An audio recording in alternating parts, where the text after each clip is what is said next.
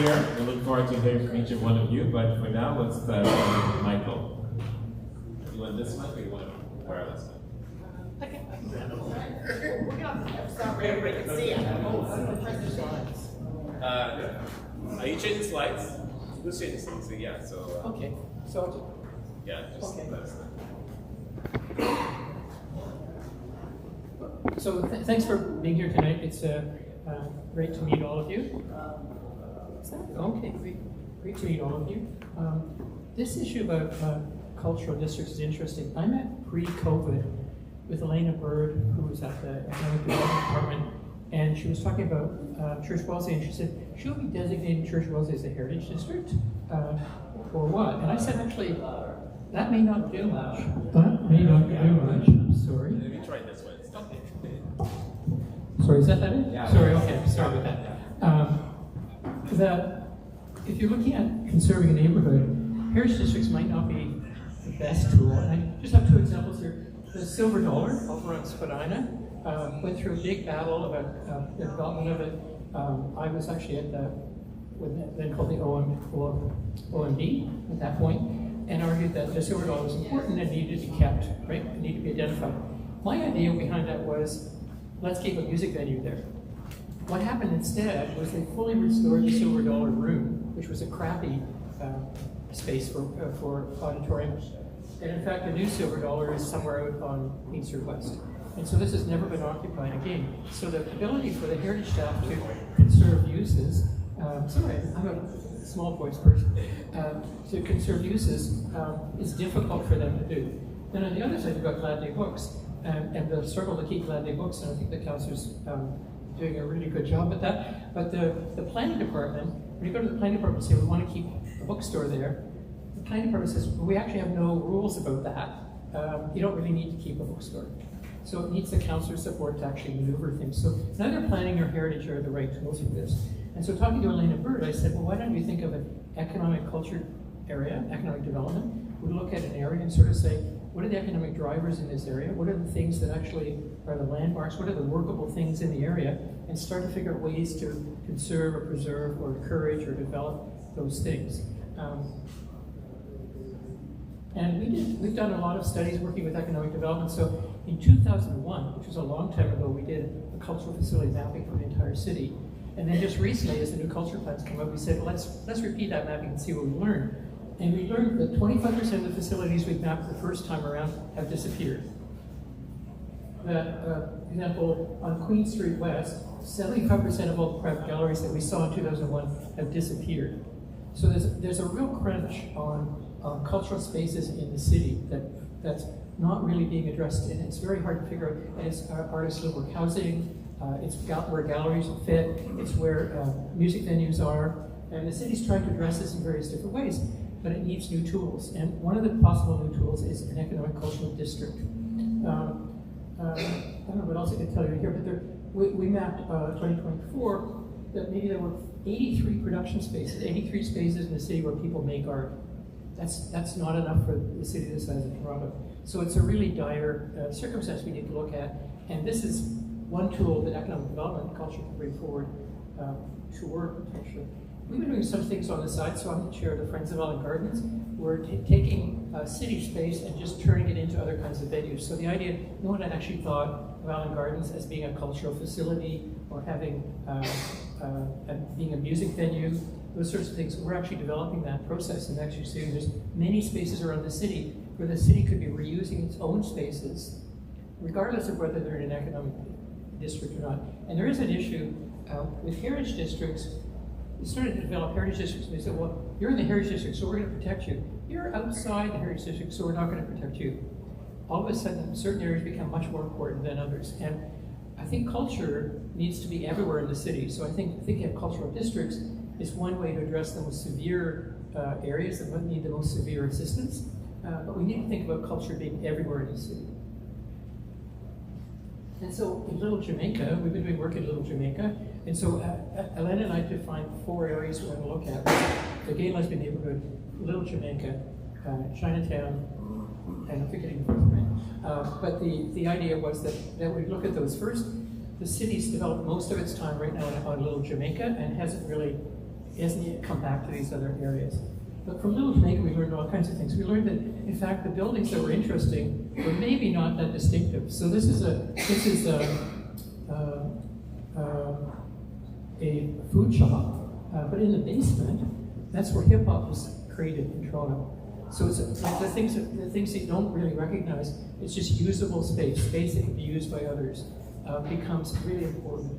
And the city doesn't have we tried a process of saying legacy businesses, of businesses that we really want to protect. It's very complicated to protect particular private businesses. But we need to figure out ways simply to encourage more things to happen. So another thing we looked at was that in fact the laneways in Little Jamaica could be used for other purposes. And so we're able to develop a food market on the laneway. In that area. So there are things that can happen, but they're not because you've designated it as historic, and it's not because there's any planning policy particularly in place. That planning policies about culture simply reference back to it's a heritage thing, look at heritage, which doesn't allow you much leeway to think about all the kinds of things that we broadly think of as cultural. Chinatown is another area we've been looking at, and there it's interesting that the Chinese community have been moved around. You can see the little blue dots at the bottom. That was the area called the Ward, and that's where the Chinese community really started off. Many areas of the city, but there was a collection of people there. Then they were moved north to where City Hall is. That was all demolished, expropriated, demolished for City Hall, and they continually moved around. And yet they're still a very strong and vital community, and they've also moved. There's Chinatowns all around the city now. But in that case, what we're looking at was the fact that there were culture assets which were a bit like land trusts, in a sense that they were family groupings that would look after each other. It's a different kind of typology than you might find in Little Jamaica. So we started looking everywhere. So we developed a program called Art in the Waterfront. We said the waterfront's owned mostly by a government. And so why couldn't we develop programs? So it says, why don't we build artist live-work housing on the waterfront? And why don't we just encourage that? It's a thing we could do. It's a way we could actually, where they're being chased out of the rest of the city with high rents, is there a way to create artist live-work housing on the waterfront? And we just, actually we haven't even shown this to anybody yet. This is something, we showed the economic development of culture, but this is the Gibraltar Point Art School, which was run by Artscape. Artscape collapsed, which is also a big problem for the arts community in Toronto. And we took the school, and on one side of it, you can see on one side in green, we drew 12 ideal live-work housing units, studios for artists that have garage doors in the front, and they were based on studios we looked at across the city. See, you have 12 units there. The school's falling apart. I don't know who's been there. Who's been to them? Anybody? Yeah, it's not doing well, right? And it has no. But the city has done a big plan. Toronto Island have to improve things. This was identified as a cultural mecca, and not a cultural mecca, right? And so, but you could actually make it a year-round place, and then you could start to develop ideas of a programming make it public. So am I talking too long? Maybe you're talking. And so we're just throwing out ideas about how we could develop and strengthen culture throughout the city, not just in the cultural districts. And this is another interesting example. It's just where culture plays a role. So originally, this is at Augusta and Queen, and the land was expropriated. The city said we're going to build a park here. Half the park was occupied by a fairly derelict building, which a group called It's Okay took over to run arts programs and arts activities. Now we're looking at it saying, why don't we just keep that? Why don't we just keep that building? Like it's a really productive cultural building, but instead the opposition is, well, we want the whole park. You could actually, and I think students at the University of Toronto, architecture school, looked at keeping that building and then developing half a park. And that worked actually much better because the two things would work well together. So that's an open debate right now. Cousin Wilson is looking at it because it's a black center. But that's the question. What do we value more in the city? Do we value culture more? Do we value parks more? Where do we put our bases? And we have to balance all these things out. So maybe it's fair, maybe it should be a park. But we need to really be able to balance and consider how all these things fit together. And frankly, cultural activities tend to have less value in the community. But there are people, I think people are dedicated to cultural things, I'm pretty sure, but generally it doesn't get the votes. People say, well, what we need housing, we just need housing. That's what the comment is generally. So actually, you're next. So I was going to stop there and just say there's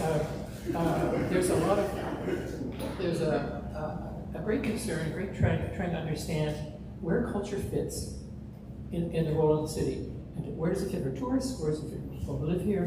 Where does it fit for the arts community? And right now the arts community is fleeing to Hamilton, so we've got to do something.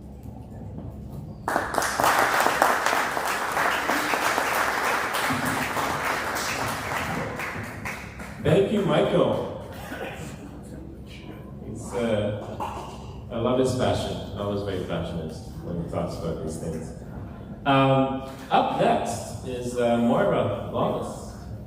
Moira, I hope everyone here should know who Moira is, but yeah, I mean, but Moira is an exceptional public servant who has dedicated over 30 years of experience working alongside undeserved communities, spanning frontline management and senior leadership roles. In 2003, Moira joined the City of Toronto as manager of hostel operations, where she championed temporary house initiatives for 2S LGBTQ+ people experiencing homelessness. And in 2007, she became the executive director of the 519, transforming it into one of Canada's most prominent 2S LGBTQ community centers.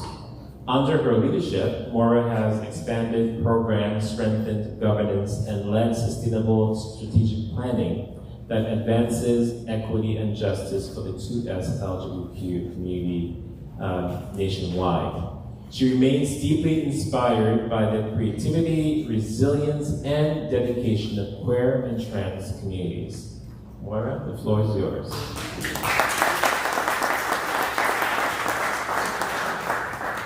Thank you, Councillor. Good evening, everyone. Michael, always inspirational to listen to you. And for those of you who don't know, Michael has done such extraordinary work in the City of Toronto, so congratulations, Michael. I sort of going to talk about cultural districts, but it was kind of an interesting question that Michael raised in terms of what is cultural and what are cultural districts. And I'm supposed to be in charge of that too. Okay, so, all right, wow, two things at once, here we go. So I'm going to talk a little bit about it more in the context of cultural spaces, and in particular, a little bit about the 519 and the role that we have played within the Village, Church-Wellesley neighbourhood, and the valuable importance of community space from my perspective in terms of supporting cultural districts. Oh, I'm going the wrong way. All right. Okay, so, I mean, certainly, what is a cultural district? Again, when we think about it broadly, Michael spoke to this, the councillor spoke to this as well. When I was thinking about it in terms of being asked to talk a little bit about it today, it really is a little bit more than just about geography or a destination. In many ways, in my perspective, it's about how the community and how the community shapes and leads. And that is all the way through local businesses to communities and community models. The thing that stands out for me, and Michael spoke about two other locations as well as Church-Wellesley, often and importantly it's led by equity-deserving communities. And that is really centrally important, and again, from my perspective anyway, in terms of why this matters, and this initiative matters a great deal. And again, as I was sort of kind of highlighting here, and kudos and shout out to our comms team who helped pull this together. I certainly wasn't able to pull this one together. It really is about, in many ways, the way in which communities have convened, come together. It's less about, historically anyway, deliberate, intentional municipal planning. And in fact, it is about, has always been about community leadership and community connection, which is really about the essence of power within communities. And culture in and of itself cannot exist without people and without community to create, build, and create thriving neighborhoods. And I think Michael spoke about it a little bit as well. It's also really important for us to think about, and we don't always know this answer, but who is a neighborhood for? And whose culture is important to preserve and protect. And these are central questions that when we're thinking about cultural districts, the value of cultural districts in the City of Toronto, these are essential questions that we need to ask ourselves. Now, for those of you who don't know much about the 519 is a city, well, it's located in the heart of the 2S LGBTQ community. We've been around for 50 years. This is our 50-year organizational anniversary. Woo, give it up. And for those of you who don't know, we're actually a City of Toronto agency. And what happened in 1976, the people in this neighborhood got together and they advocated with the City of Toronto to buy this old, decrepit building, which happened to be located at 519 Church. And so it was all about the way in which the local neighborhood advocated for the community, advocated and made sure that the City of Toronto made intentional investments in the infrastructure and the community infrastructure. And it's an extraordinary example of what community leadership is all about. And since that time, over the 5 decades, it's been a site and a place of gathering and care for generations. And of course, as we're kind of go on a little bit longer in the presentation, it has always been, and as Michael spoke too about the historical context, often what happens in these walls and in this community reflects the broader social dynamics that are happening, and they change over time based upon economic circumstances, based upon what's happening in communities, and the complex realities that we live in. Okay, so, of course, running a community center, you always think about why community space matters. And again, in the view, when I was thinking about this, when you think back 50 years in terms of, again, that intentional leadership, the activism that happened in this community and in this neighborhood, people stood up for the future of this community, stood up together and advocated with the City of Toronto to make sure that we have a resource and a space for the community and the neighborhood. And as we've said here, it was formed by community action, which is central. Our organization and the ways in which community spaces live and evolve are always shaped by the conflict, change, and aspirations of communities.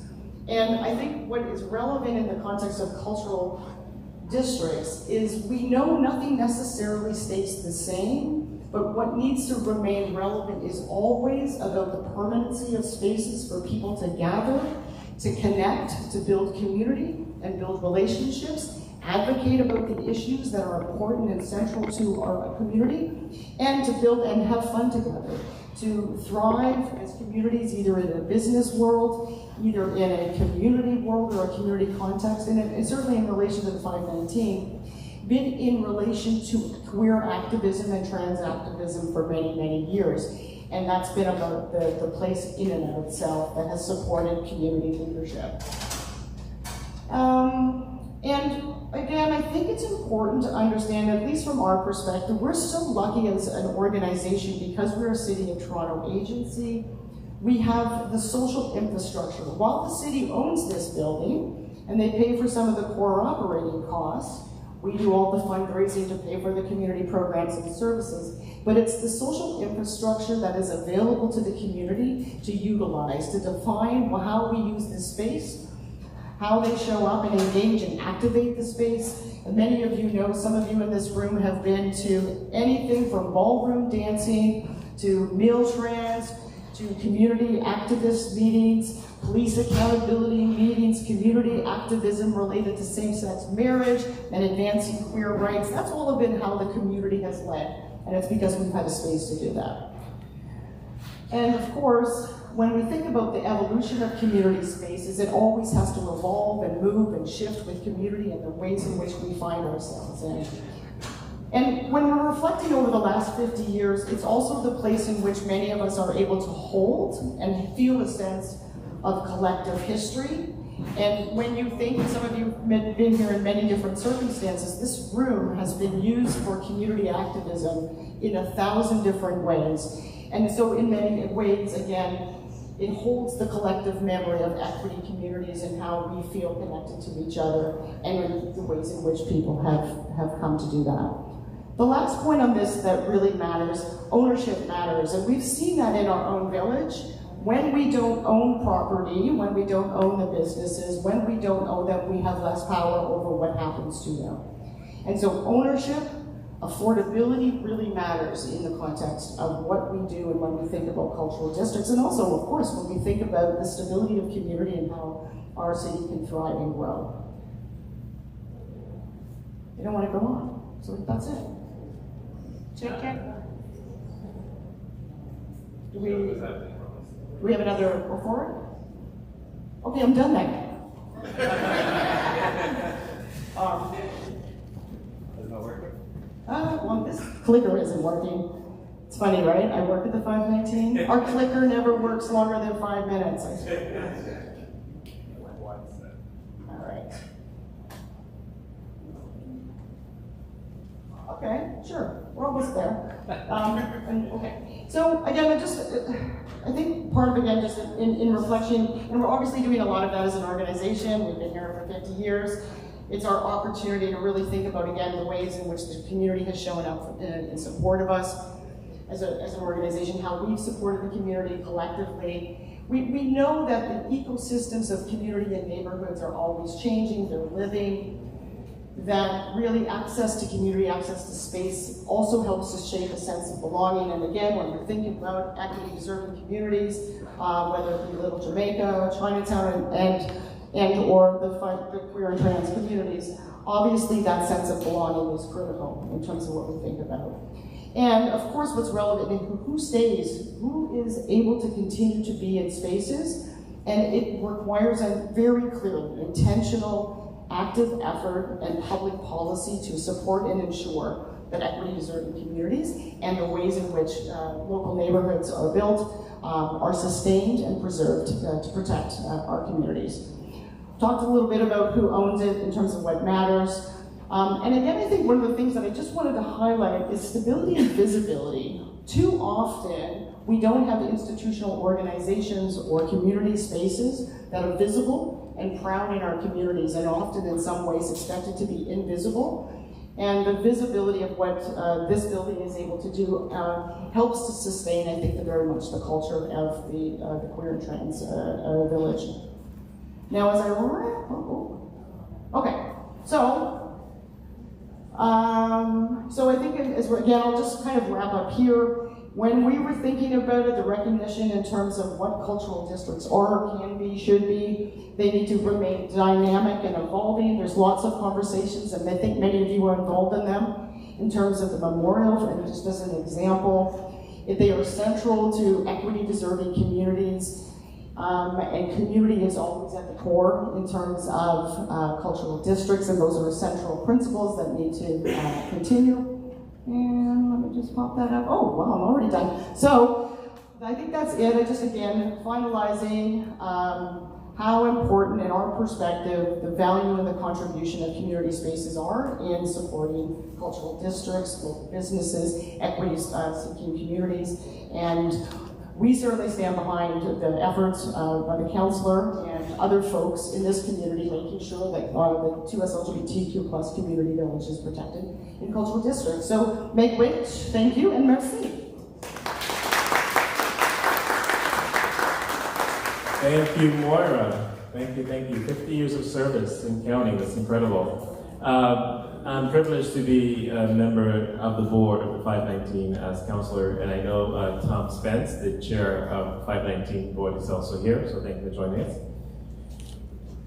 Since we're talking about 519. Lastly but not least, our final panelist is Kojo Modeste. Kojo is a prominent advocate for human rights and equity at the municipal, regional, and national levels. He's the executive director of Pride Toronto with over 25 years of experience in providing operational leadership to large interdisciplinary teams. He's also the longest serving Pride exec director. It's not in my notes, but that needs to be said, and counting. Including designing, implementing, and spearheading major national event strategies like the annual Toronto Pride Festival, In his capacity at Pride Toronto, he has expanded Pride programming beyond Pride Month and across Toronto into equity-serving communities where they are. Under his leadership, Pride Toronto has also been intentional about creating deeper relationships and attracting people back into the village through their weekly Sunday at church. Kojo is deeply committed to removing systemic barriers and creating safe and vibrant community spaces for all. And Kojo, coming up.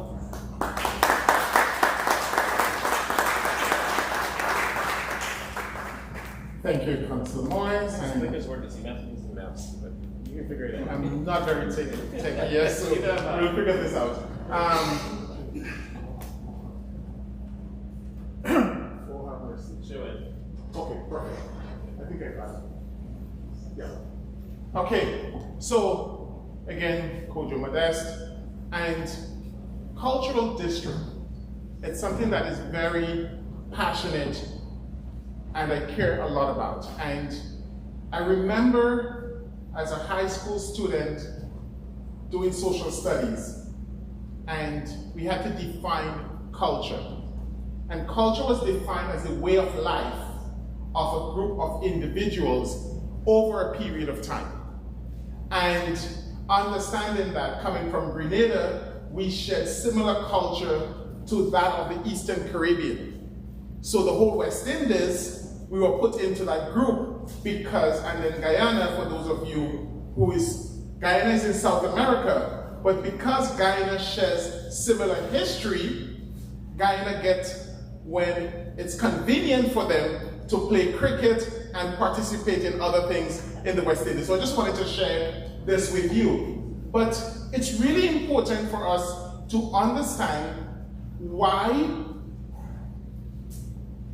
this community should be designated as a cultural district. And the role of Pride and 2S LGBTQ organization in making sure that happens. So again, the foundation of Pride happened in this vicinity. There is a long history of Pride, and more than just the celebration. A lot of us reflect on the weekend, but there is a lot more to Pride pre a lot of the celebrations that we see now. So it's really important that we understand that our history is what is helping to define our cultural district, especially here in the queer community. Okay, am I getting this? Okay. Again, Church-Wellesley. We all, whether you're from the Caribbean, whether you're from Europe, whether you're from Asia, wherever you are in the world, and you're queer, and you're coming to Toronto, you want to get to the village. You want to get to Church and Wellesley, because there is something special about the Church Street that draws the queer community. The culture of the queer community is rooted in the Church Street area. So George, the work that your BIA does is really important in maintaining this. What is also very important is that if that history is gone, if we take that history away, then the cultural district will no longer be there. And I think this is why the work that the councillor and the City of Toronto are doing are so important in ensuring that 40 years from now, when, Maura is sitting on a glass of red wine, probably popping a cigarette or two, she can look back and say, this work, this district is there because of the work that is happening. Again, speaking to our queer history, how important it is. Folks, you cannot have a cultural district without the history. As African people, we say, the Sankofa Square. Before you move forward, you must go back. You must know your history. And this is why the history of this area is what is defining us as a cultural district. The same thing with Little Jamaica, the same thing with Chinatown, the same thing with Little India. Those areas are rooted in a particular history that is guiding them as a cultural district.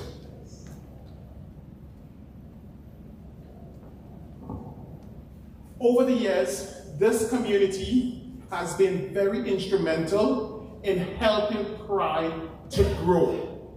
You know, Pride started as a protest. A few folks had enough of it and, took the streets. But we have seen what has happened. And growth does not mean that you're losing your history. Growth means that you're expanding. Growth means that you're welcoming more people into that culture. And I can use myself as an example. 45 years ago, I was not in Toronto when Pride started. It started as a riot. But when I came 30 years ago, but I didn't start going to Pride probably for another 10, and I saw people that looked like me. I saw the flag. I was on cloud 9. Understanding that over time, the growth of Pride has allowed more people to join and feel welcome in this cultural district called Church-Wellesley, called the Village. If we remain in 45 years ago and we do not incorporate all the amazing work that has happened, then we will only be including a small group of people in the cultural district. Economic impact. I mean, that speaks for itself. When you have a cultural district, there are economic impact. And this is only, again,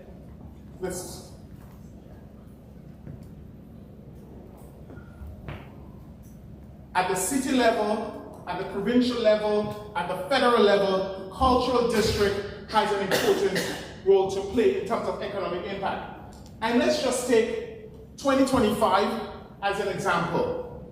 This is the impact that Pride Toronto is having. This, and what we're going to do this year that is different, is that we're going to be talking to the businesses in the BIA to have a better sense of how they're doing as a result of bringing Pride and making sure that Pride have a presence in the community. And there have been conversations, like I'm not going to sit here and pretend. There have been conversation is, don't you think Pride has gotten too big for Church-Wellesley? And I will tell you, on day one, the counselor said to me, don't ever think of anything else but Church-Wellesley. And has been very instrumental in always saying, how can we bring more? How can we have more presence? How can we have more of that cultural aspect of the queer community in the neighborhood, which is very important. The legacy. It's not legacy for the counselor. It's not legacy for Maura or Mike or George, but it's our legacy. This is something, the future of this community lies in our hands. And honestly, Councillor Moyes, it is important as we do the redevelopment, because it needs to happen, that we do not lose the fabric of this community. And I remember one of my trips going to Denmark for Pride. And one of the things that I learned in Denmark was there were development happening, but people understood once they're coming in, they're buying a condo in that community, that they were signing a document saying that Pride happens during this time, there is going to be music, it's going to get loud, and you understand that you're purchasing in a community that has festivals, and you are okay with that. So there's no complaining after, okay? So the future of this community, our community, is an investment for all of us. And we all have to stand up. We all have a role to play in ensuring that that legacy does not get erased over time. And that's it. Thank you.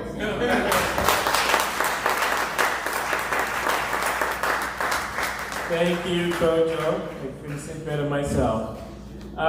So why don't we invite the panelists to come on up, take a seat,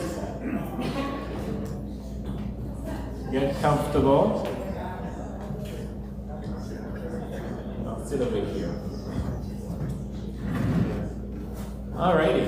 It's actually a very good turnout. Thank you for being here tonight. Very much appreciate it. I hope you have questions for the panelists, but I can start off. Let me get an easy question. How do you define a cultural district, and what does it mean to you? I know you said this in your presentation already, but perhaps you could elaborate a little bit. Sorry, is it on? How do you define a cultural district? Here, have mine. How do you define? This? How are you going to do it? Yeah, so I think as I said earlier, I'm going to break it down into two. So culture is the way of life of the group of people over a period of time. District is the location. So I would, again, clearly define a cultural district as the way of life of the group of people, and speaking specifically to where we are today, I think it's really important that we acknowledge that we are speaking about the way of life, the culture, the things that have been part of the 2S LGBTQ plus community over a period of time.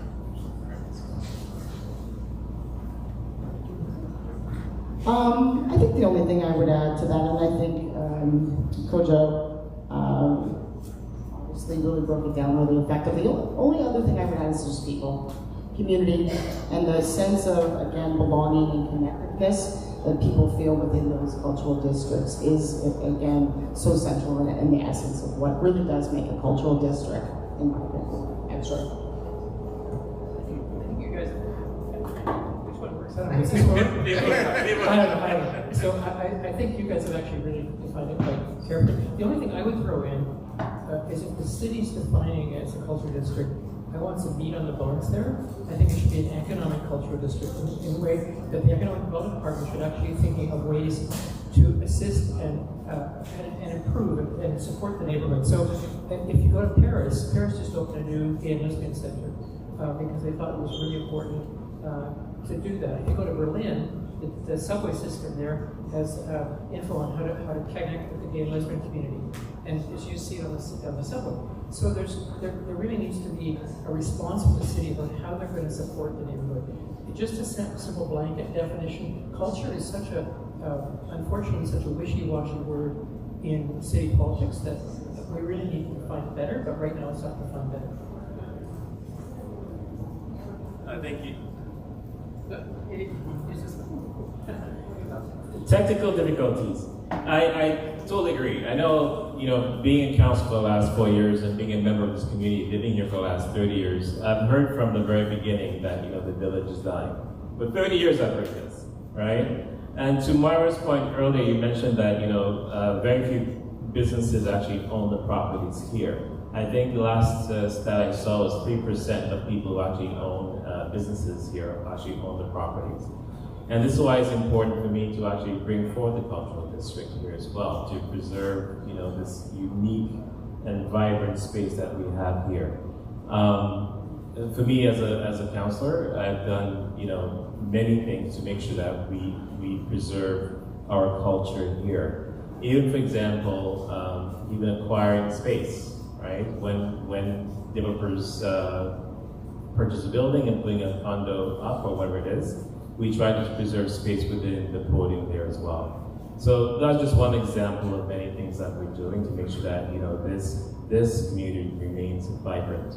It is a place where we may not all live in the village, but it's a place where we all come to because this is our space. This is where we feel comfortable. I know that there are a few questions. I will start with you. Go ahead. Okay. Just with regards to, I'm 100% for the cultural district, but when you have landlords, and they're charging $13,000, $18,000 a month for a coffee shop, it's a lot of coffee. So if we make it the district that we want it to be, the incentive is there for landlords to increase the rent even farther. So, we have these condos with the businesses on the podiums that are coming up. They're coming. But the landlord is the building, and the prices and the rent is astronomical. Nobody can afford to open a new business on Church Street anymore unless they have lots of money. So if we make it more popular to come to visit, and we make it a distinctive community and the character, the landlords will buy right into that. I guarantee you they're going to try and raise the rents even more. So my question is there anything that could sort of, keep that under rein? So they will increase the rent. I promise they will. It's what they do. So that's my question, is what can we do to prevent that? You can start, or I can start. I mean, I'm not an expert, but what I would say is that it is about public investment or the use of public funds and the investment of community infrastructure is an extraordinary opportunity. Ownership matters. And I think if we are looking and the community is engaged and mobilizing, pressuring all levels of government to invest in community infrastructure and local community is central to that strategy. To your point, this is a city building, we provide free space. That is central to our commitment to the community. And we're able to do so. The city owns the building, the city pays for the kind of core operating costs so that the community can be here, and engage in community activism and community joy and all the good stuff that happens here, and it's for free. And so it's just one example of the one strategy that is central in my mind in terms of the ways in which you begin to address affordability, for sure.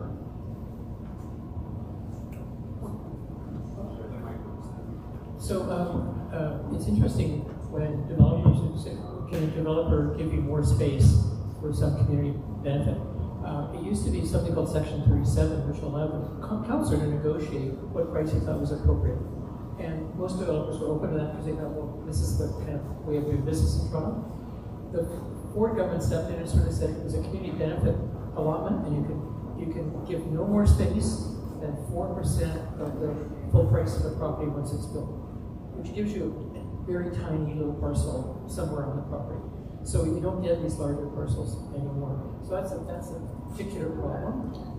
The other thing about, I don't know, the other scenarios here, let's not make the area good anymore because that'll keep the license prices down. That's a little hard to do. So we live in a capitalist society. Let's hope that we can all sell really high-priced coffee to our citizens. Well, one other thing, I think the neighborhood's definitely needed, the idea about growth. The neighborhood's definitely needed for all kinds of people who come from different communities, and this is where they can find a neighborhood that appreciates them and likes them. So we really strongly need this group. This one works. You turn it on. I think it's really important that we understand that there's a role for community, and there's also a role for elected officials. And I think your question is very valid, and I think this is where our elected official comes in, just in really that advocacy piece, because as community, we can speak to the importance of making sure that prices are reasonable that, you know, you and I can come in and rent and open a business. We know when I was 30, there was about 50 clubs along from Blow all the way down to Queen Street. And people, there was a space for community. We know we have lost a lot of this, but I think now we need to go back to the drawing board and look at, okay, we've lost because of A, B, and C, but I think, again, what can our elected officials do in terms of really ensuring that when these spaces, when this amazing work happens, that it does not come with moving community out of the space. So I think this is a real conversation that have to happen, and it cannot be one or the other. The two have to complement each other, that in creating those, you know, cultural districts, you should not be then running the culture or running the people out of the community and creating a whole new culture district. So I think there is a role, and again, I think after 4 years at City Council and the work that, you know, Chris is doing, I think this is, again, work for folks like Chris and others to really take on to make sure that the city of Toronto continues to be a livable city, not just for us to sleep at night, but also to be able to do business. Yeah. So my last part to that is, what can the city, and you as a city councillor, what can you do to stop the landlords looking at the new district and jacking up the rent? Because we're going to end up with nothing but franchises. There's an independent business, and independent owners cannot afford to be down here because they're going to take advantage. What can the city do to help rein that in? Well, my job, a big part of my job is relationships and relationship building, right? And having dialogue with the landowners as well. What's coming to council this month? This month? Yes, this month is actually one of the things we're doing is actually purchasing a building in the village so that some of the services can actually come back to the village. For example, I'm hoping Pride Toronto, yesterday I spoke with powerhouse. Different organizations can come back into the village. It's a destination. Even when I speak to developers, as recently as this week, we asked for retail space in the podium, reclaiming our community. We're doing that in the corner of Wellesley and Church. When that comes to TYCC, hopefully soon, that's still in the works. We have something similar as well where Cruise and Tango is at. We've asked for space in the retail, in the podium, so that we could actually make sure that our core businesses thrive and not be kicked out, because that's what's happening now, right? Again, I think, you know, again, being a cultural district will keep this community going, hopefully 100, 200 years from now. That's my goal. Any other questions? Go ahead. I came back to Toronto back in '93 after university. Came down to the village, and my queer punk rock energy and whatnot, I actually didn't feel comfortable in the neighborhood. I found it too white. I found it too pop music. And I actually hung out at other spaces that were alternative that I found actually more embracing. And still to this day, a handful of people I find the village still a little white. And so what makes this whole movement and what you're doing, when you look at Chinatown, when you look at Little Jamaica, there's certain identities and things that we connect with. What are some of the challenges that your teams are going to be having to work with, that we're making sure we're identifying that diversity within the LGBT community and all of us that don't always seem to feel like we fit in here? And I've been working in the village since 2000 full time, so I'm here every single day, but I don't hang out here. So, I'm not sure if you've had a chance to visit the 519.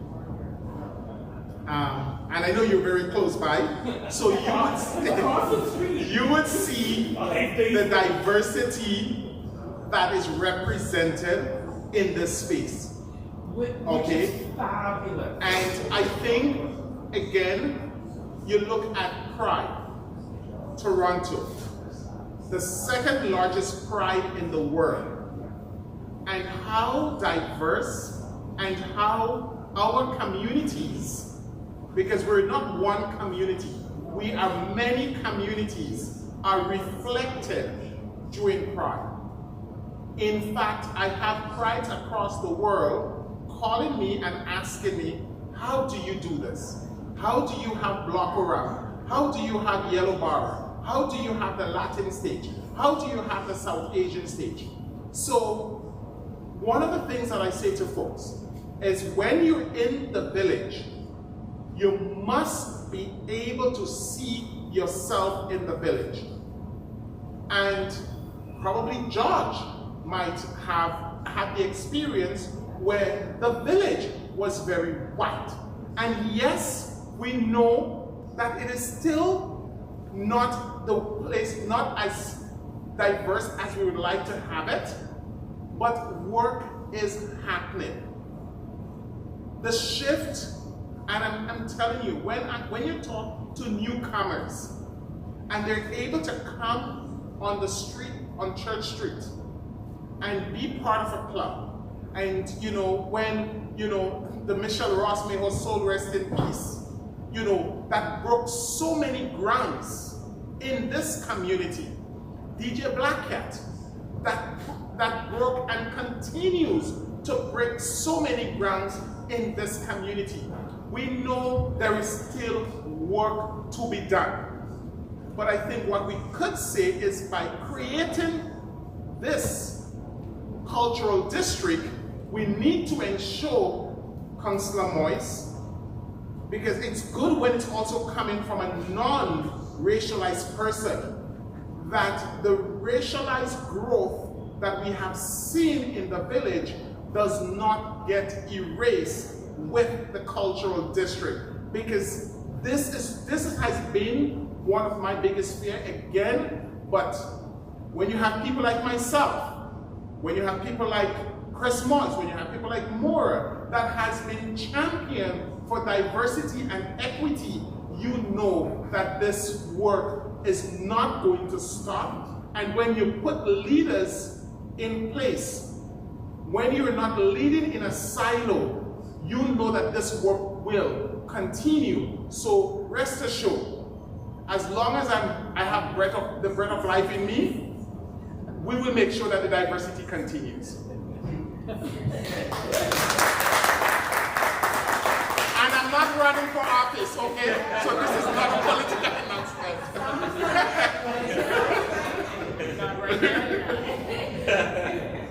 I was also said too, Buddies in Bad Times, like 519 is a city-owned property. And I know they have very diverse programming there as well, right? George owns Flash, and I know that my partner loves going there for the Latin music. So I do experience the diversity of this strip. So my experience is not the same as yours, but again, yes, it could be more diverse for sure. I don't disagree. Any thoughts? The only other thing that I would add to that, and again, I don't want to obviously repeat what other folks have said. I mean, I think again, intentionality matters, honesty matters, action matters.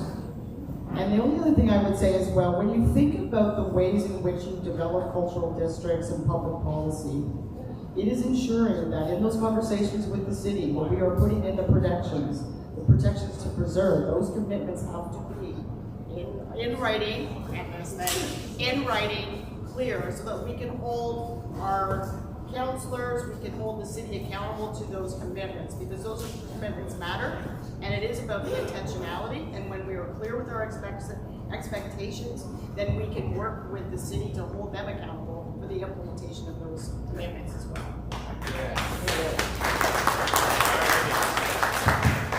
Okay, so a few more hands up. Go ahead. I can't imagine I'm the only one. just curious. A cultural district, to have this neighborhood granted that designation, exactly what does that afford us insofar as, well, what does the city do once a neighborhood has been given that?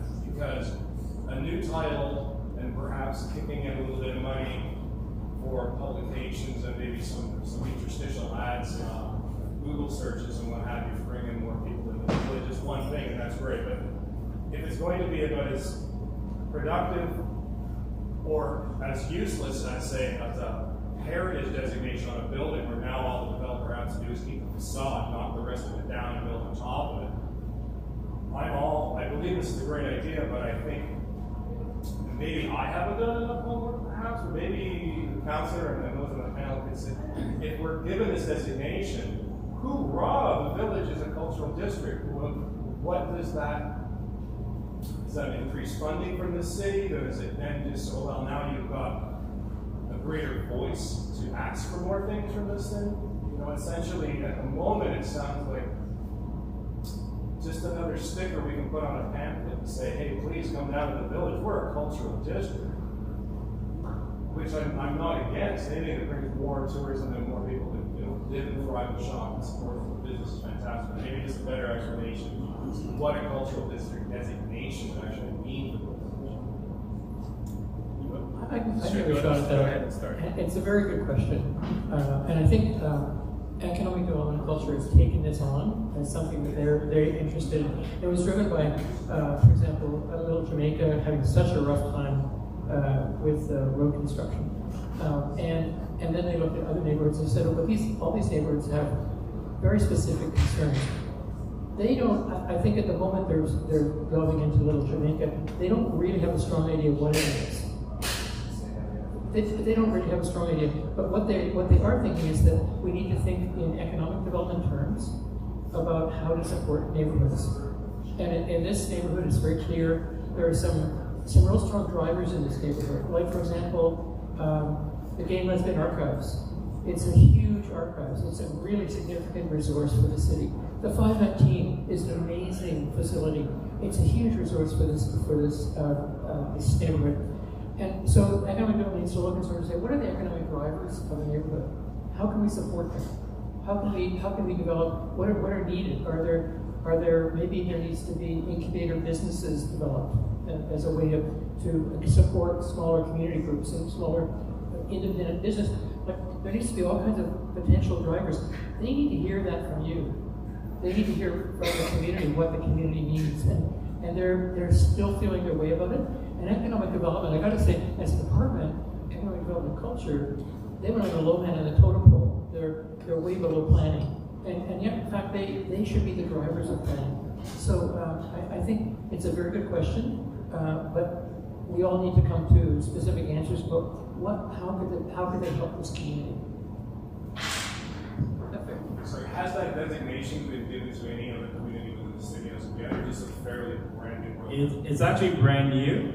It's coming to council, I think, this month actually, or in June rather. Sorry. So again, the 4 communities have been identified in Little Jamaica, Church-Wellesley Village, Little India, and Chinatown. But Little Jamaica and this community, Church-Wellesley Village, is a priority. It has been. I've been talking about this for the last several years now, and so I'm happy to see it come to fruition. But as I mentioned earlier in my remarks, it also comes with grants, right? And again, there's profile from the city itself. And one of the key things that it will do is that it will actually allow us here in the village to actually acquire retail space. Because right now, for example, if we require, we can't technically acquire space. I can't go to purchase space for community. I have to sort of maneuver that in some creative ways. But if it's a cultural district, it actually can go out and actually purchase space for us, right? And then perhaps rent it out to a business at market rent or below market rent, depending who they are, right? So those are some of the things that is beneficial to having a cultural district.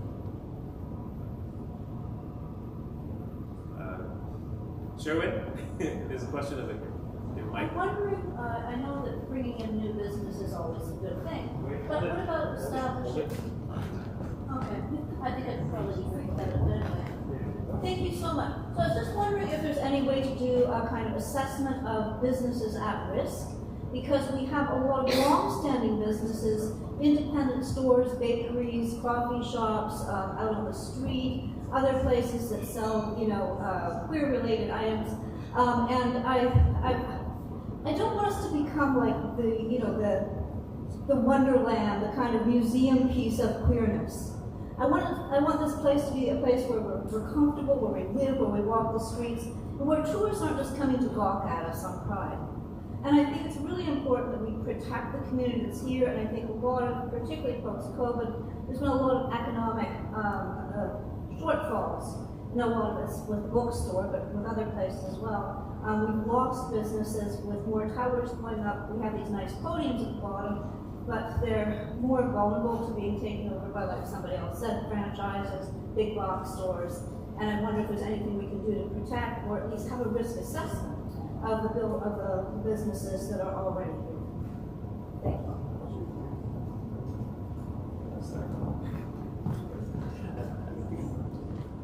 So I think it's really important that we understand culture and cultural district. So culture is the way of life. So in order for us to maintain the cultural district, that historical piece of the businesses. So for example, if you ask me, if we wake up in the morning and all the businesses that have a history in building this community is no longer here, then it's no longer a cultural district. Thank you. If you take all the people and then all of a sudden there are there is probably more straight people that live in the village because they love to hang with around us. But if all of a sudden the village now becomes so unaffordable that our trans siblings no longer can live in the village, we would have lost the intent of creating a cultural district. And I think what the councillor is saying is that what we want to do is to enhance on what we currently have. So some of the grants will help to potentially start new business. As we speak right now, my last conversation in the office was creating, oh have mercy. That's not Jesus calling me. Like in sperm. Bye. What will very likely, what we're working on is creating a winter pride. Okay? Because and what a better place to bring winter pride in a village. So we're going to find creative ways of enhancing the community that we currently have rather than having to go back. So I think to answer your question, I think what we as a community have to do is to make sure that we are not erased. That we have to be written in permanent marker. If you have a chalkboard and you write with chalk, it's very easy to erase that writing. But when you use permanent marker, it is not easy. They may try to write over it, but you're going to be rooted in the community. And I think this is what, again, you look at the work that is happening here at the 519 folks. Let's be honest. This is not happening nowhere else in the world. Like I have traveled to many queer communities, and I'm telling you, the spaces that we have created here are to die for. But we also cannot forget the history, the bathhouse rape, the lesbian and the queer bathhouse raids, some of the history of, that guy, we're not going to call his name, that came into our community, These are some of the things that will always be a reminder for us. So I think it's going to be actually an additional support rather than a downfall for us. Kojo, go. Does everybody know Kojo? Yes, you do now. Thank you as well for your comment. I think one of the things that I really appreciate, and you said it precisely in terms of what can we do? Can we do an assessment of local business vulnerability, for example? That to me is the crystal example of what community ideas are and how we elevate community ideas. So at the end of this, let's exchange emails. Let's continue in our conversation and our work in partnership with the BIA and the Neighborhood Association. Let's look at the ways in which the 519 can support the community and community leadership in terms of helping to define and look at risks within our community, our neighborhood. How could we come together, develop strategies and plans in response to that, make connections? I love the idea of actually looking in partnership with the BIA, because part of it too is also telling the story, sharing that information with people in the community and helping us then to mobilize and come up with solutions to address those risks. And so I'm going to go upstairs at the end of this, I'm going to get myself a business card, and we're going to exchange cards if you're willing to do that. That'd be amazing. Bring a stack. Uh-oh! Phil, you know how to ask me. I'll bring a stack. I just wanted to say that a winter pride sounds like the coolest idea I've ever heard of. That's fantastic, because I think there are things that we can do that support the culture of the community, that are activities, right? And what happens in this 519 is another perfect example of things that the city's supporting, but actually provides so much energy for the community as a whole. There is this thing called gentrification, and it's really a ridiculous thing about how you address that, and there's no clear solution of how you do that. But you can do things like work with the BIA and work with the 519 and work with Pride Community, the Pride Bunch, and those are ways that you can actually maintain the character of a neighborhood and see about getting more support and working with your extremely friendly councillor. I think it's a really strong thing that the City of Toronto can lead direction on how to compete with this issue of gentrification. And I'll just add too, like again, working with the BIA is really, really important. And even for me as the local councillor, going into the businesses and talking to the owners as well, and finding out what their needs are and how to support them.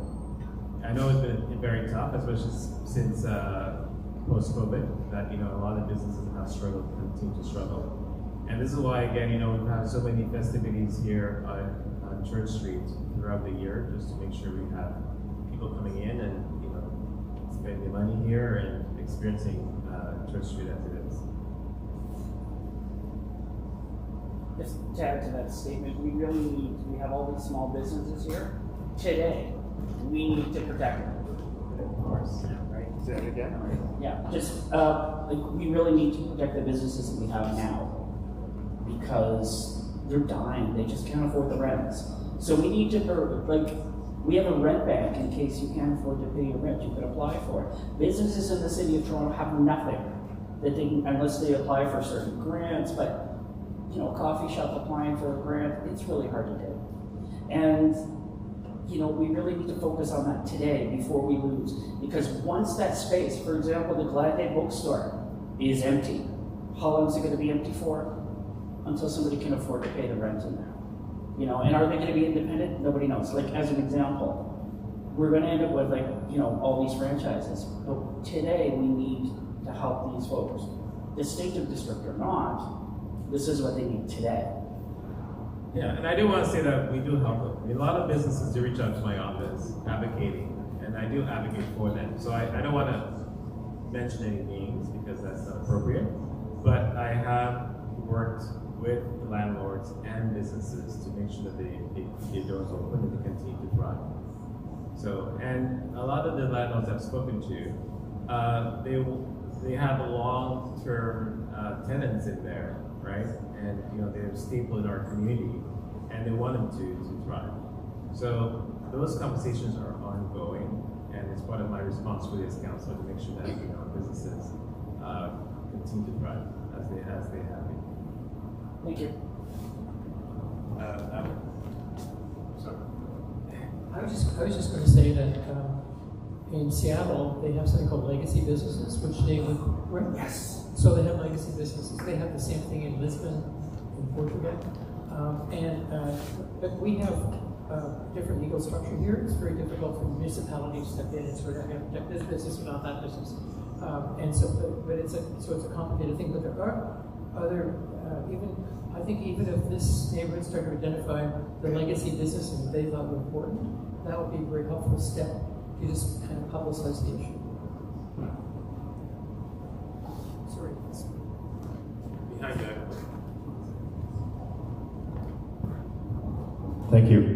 I'm wondering about the timing of this district and how fast the legislation will come into place. There's a bill called Bill 23 that some people may be aware of. I think all of the panelists have mentioned the importance of protecting the built fabric alongside the community. Right now, there's about 60 to 75 buildings in the Church-Wellesley Village, which are heritage listed. They're going to lose heritage status at the end of this year, and then be subject to a 5-year moratorium on relisting or redesignation. So that's going to open up multiple blocks for basically bulldozing and redevelopment. The City of Toronto's Heritage Department has basically ranked all the listed buildings in the City of Toronto that are about to lose heritage status, about 3,900 of them, as low, medium, or high priority. And the Church-Wellesley Village is listed as low priority and medium priority. So we have this ticking clock, only a few months before many of the buildings in this area lose any protection they have. City staff are not moving quickly, and they've declared it a low priority. So I'm wondering, with the cultural district, how will this intersect with Bill 23? And especially with that moratorium, it's a provincial moratorium for relisting or redesignation. Is it going to have an effect with the cultural district bill? And the second part of that question, is there any way to expedite further protection of the built environment in this area? I think that would be a first step towards protecting Canadian end use as well. So the cultural district, as I mentioned, is coming to council in June. So that is going to happen. But you know, Doug Ford has not been a friend of the City of Toronto. You know, the Planning Act, we have to revise in 2019, 2022, and most recently 2025, we Bill 60. So we have been pushing back, but I mean, again, you see this play out in the media every day, right? And so, as much as we push, the province tends to override the things that we try to do. I also sit in various committees, provincial and federal committees representing the city, and we talk about those things at those tables as well. I know other municipalities also have the same concerns that we have, and they express that with the province. But we'll continue to push. I wish I could give you a more definite answer, but you know, the province does what the province wants. I don't know what else to say. I think the province had previously introduced this legislation about getting rid of all listed heritage buildings. They deferred it once, they may defer it again. That's one thought, because they don't know exactly what they're doing. But the other thing is that the city is trying to do a workaround where they may take them off the listing and then put them on another list, which will be recorded as an Ontario Heritage list, and then they can bring them back up again if a problem arises. But it's a workaround that they're trying to figure out. The province has deliberately used the Heritage Act to wreck heritage. That's what they're doing.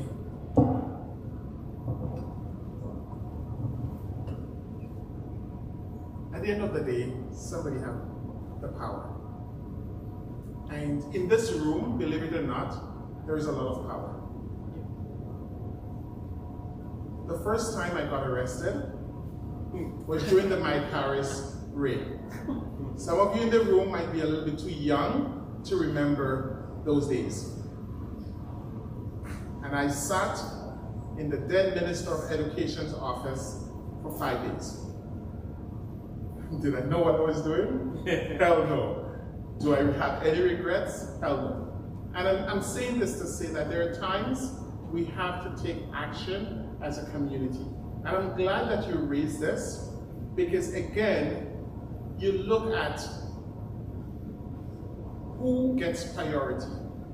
And is there some homophobia, transphobia, and biphobia happening why the buildings in the Church-Wellesley area are low to medium? I'm not saying. Like, those are questions that we have to ask ourselves. But at the same time, folks, the letter writing campaign, the picking up the phone and calling the different MPPs, it actually works. You know, why aren't we starting a petition to say we want to preserve these buildings? So there are things, and just remember that as much as Ford might be mighty, they've done 1 year, it's in another 3 years, this can shift. So I think there are still things that we can do that can make a change, that can shift. It may not shift the dial to where we want it, but it can shift it to a place that we can make a difference. So, you know, Pride is coming up. You know, do we need to have a conversation around, you know, getting a table where we can have folks sign a petition so that we can get the 50,000 actual signatures that are needed to be brought to Queen's Park to, you know, have some attention on this. So I think let's have conversation around what can we do as citizens, as individuals that live, work, or play in this community to protect it. So I'm with you on this. I see it all the time. As Executive Director for Pride Toronto, I'm telling you, you look at the economic impact that we have on the province, we receive annually $125,000 from the province. We receive 3 times that from the City of Toronto. Since the Conservative government got into Ontario, we've lost $125,000 as a result. So again, but probably on Tuesday or Wednesday, you will see me all over the news again, because I'm going to spend 2 days in Queen's Park, and I'm going to be talking to them, and we're going to be, you know, doing what we have to do, because we have to bring attention. We no longer can make the change by sitting in our homes, coming to the 519 and making noise, or, you know, we sometimes have to go where they are. And one thing that I will say to folks, you may enter those spaces and they may be sitting for 12 people for dinner, and there is 12 people already there. One advice I will say to you, when you're going into those spaces, walk with some crackers and a tuna sardine, and walk with a folding chair. So that what happens, if they're telling you there is no space at the table for you, you make space. You're not looking for their food, you're not looking for their seats, you make that space. So I think it comes down to us to really make that change and be that change that we want to see.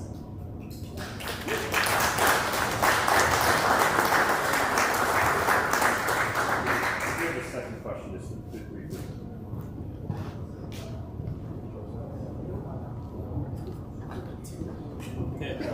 Thank you for the responses. The second question is around the cultural tax breaks the City of Toronto offers. Right now, you can get 50% off your property tax if you're an institution or organization or business that is 10,000 square feet or more and has cultural use. Is there any way, if this is a cultural district, to expand that to buildings or businesses or organizations under 10,000 square feet? 10,000 square feet is huge. It's 10,000 square feet. Yeah. So and even if it's 5,000 square feet, that's still a very large site, especially if you're talking small businesses, small organizations, spaces, that fine grained retail that we see in the Church-Wellesley Village. I'm in support of that, of course. And again, the report hasn't come yet to council, so you know there'll still be recommendations being made, and I'm happy to look at that when the time comes. I know in the 2026 budget, though, we actually reduced business taxes by 20%, right? In the 2026 budget for for small businesses. But to your point, I hope that the cultural district report, when it comes back, will reflect that. I could add that we've been working with Blackhurst, another book list with High Tide, and she's great, by the way. But she was, she's great. But she was running a bookstore. But for her to get classified in a slightly different way, she had to change it from bookstore to being a cultural facility, very clearly defined. And so she had to shift around. So it couldn't just be a simple identification. It actually had to follow a certain set of rules. It's an interesting example to look at. With some art spaces in the neighborhood that pay $60,000 a year property tax. Yeah, I know. Even there are loads archive spaces. Sorry, first time on a microphone. My name is Devin. I'm a volunteer as a federal and provincial MVP. My question is, councillors, with so many elections coming up, by-elections that have occurred, and provincial ones that are coming up, do you guys typically lean one way or another when it comes to these issues that are brought up here, which are a lot different than that are at debates with provincial and federal electorals? What's the question? There is only one councillor on stage. We're not councillors. What is the question? Sorry, what is the question? So the question is, do you lean one way typically? Like when there's so many elections happening and the votes are all tallied together, like each riding has different people elected. Like Danielle Martin was elected in University of Rosedale, and the provincial MVP are trying to hold their spot in Scarborough. And I know that you represent the city of Toronto as a whole. But where do you guys typically go on this? Well, municipal governments don't have party affiliations. They're non-partisan. So for me, is getting the work done. I work with whoever is mayor, whoever is councillor, whoever the premier or the federal government, whoever the prime minister is. I represent my community. I bring forth their issues and I advocate for us. I don't focus on party affiliations. I find that I actually don't like party politics, quite frankly, because people focus on their issues and not really the focus on the people themselves they're supposed to be serving. So that's my response. You're the council. And as Pride Toronto, I take the money, whether you're NDP, Liberal, or at the end of the day, folks, we're all taxpayers. It's where taxes are contributing to all levels of government. I was challenged on taking money from Amazon. And I can tell you, I sat at the second cup and I watched the Amazon truck make so many trips in the village. And I said, my God, how could we not take money from Amazon when the queer community is giving so much money to Amazon? So at the end, we don't play party politics at Pride. But when we need to tell them where to go, I have absolutely no problem doing that. When you really need help. Sorry? These discussions that we're having here on the different levels of government that you mentioned with the other individual about LGBT pride, they weren't brought up at all. I'm going to be honest, I was at the debates. But you want more clarity with it. There's parties that would help if you let them. Thank you. Well, is those that are in power at the time that actually have all the resources. So as a councillor, I have to actually engage them. Like I am the Toronto caucus chair for AMO, for example, the Association of Municipalities for Ontario. We represent 444 municipalities in Ontario. So as an executive member of that committee, I actually have to engage the ministers every 4 weeks. So I go cap in hand, talking to Minister of Fact, Councillor Lecce, Minister Lecce, and so advocating for everybody. Toronto, Waterloo, whomever, right? And the needs are different across the province. But again, I don't necessarily support many things that this government does, especially the way it treats Toronto, right? But I have no choice but to work with that. So I go in there with intention, with an agenda, and very specific asks and issues that I advocate for. And when the government changes, I will work with whomever else comes into power as well. But at the end of the day, this is democracy, and people decide who they want to represent them.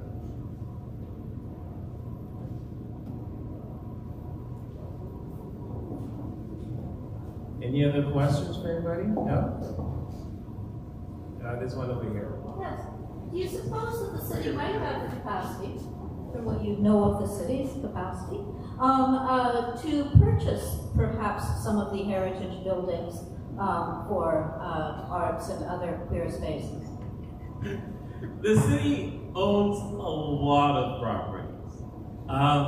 This building, for example, Buddies in Bad Times, small young people's theater on Front Street. I could go on and on and on and on. We own a lot of property, and we rent it out for $1 a year. So if we purchase more property, then we have to purchase it at market value, right? And so for example, there's been an advocacy by a group of people for us to purchase some property of Sherwood Street. And the thing is, if we're to purchase it, it costs around, I think, maybe $80 million, right? Because they rezoned it. They bought it at X amount and they rezoned it. But they want us to pay for it at the value that they've rezoned it for.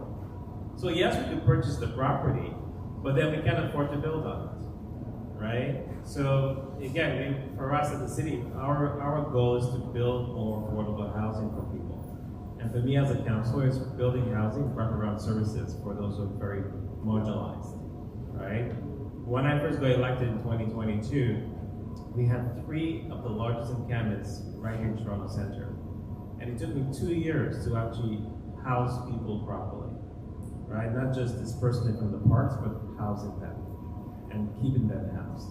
So those are my priorities, and I believe they are hopefully are yours as well. But these are things we're doing. It's, yes, we have an $18.9 billion operating budget of the city every year, but every dollar is accounted for, right?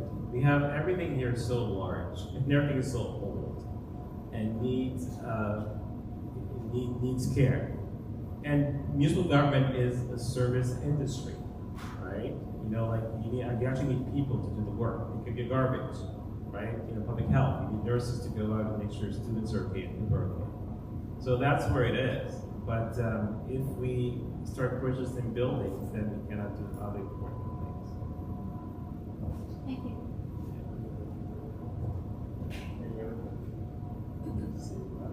We're all good? Okay. Well, since there's no other questions, I guess we could wrap it up. I want to thank the panelists for being here today. I do have a few announcements before we head off, because there are a few things that are happening.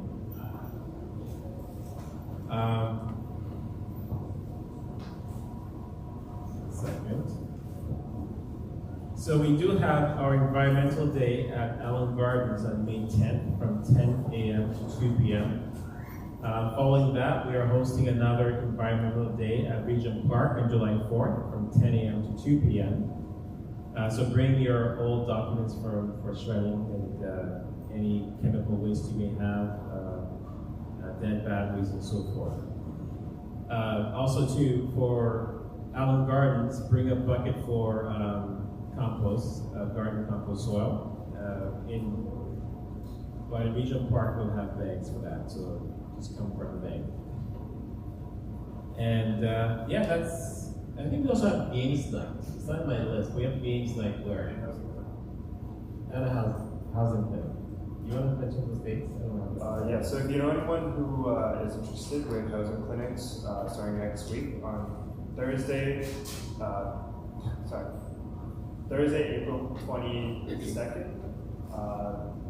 So Wednesday, Thursday, and Saturday. Wednesdays and Thursdays from 4 to 7 p.m. and Saturday from noon to 3 p.m. Same with May. That's the first week of May 6th, 7th, and 9th. Wednesday and Thursday from 4 p.m. to 7 p.m. and on Saturday 12 to 3 p.m. Those are the dates for Husband Weddings.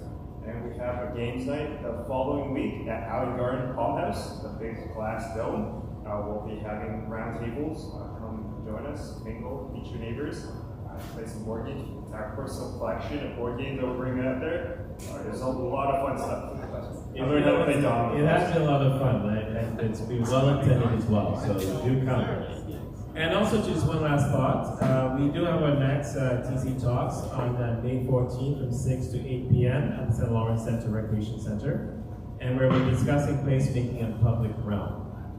So again, thank you to our panelists. You guys did a great job, and thank you for everyone for attending.